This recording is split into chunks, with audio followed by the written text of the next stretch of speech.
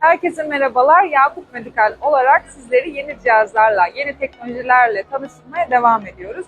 Şu anda temassız estetik olarak adlandırdığımız LipoMax cihazımızın yanındayım. LipoMax cihazımız 532 ve 635 nanometre gücünde soğuk lazer özelliğine sahiptir.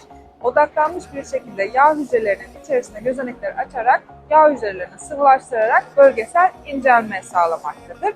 Sıvılaşmış yağ hücreleri metabolizma yoluyla lenfatik sistemle birlikte vücuttan dışarı atılmaktadır. Aynı zamanda bu cihazımızın üzerinde EMS Next başlığımız da bulunmaktadır. 7 Tesla gücündedir. Bu sayede hem bölgesel incelme hem de inaktif spor işleminin ikisini aynı anda yapılarak zamandan tasarruf etmiş oluyoruz.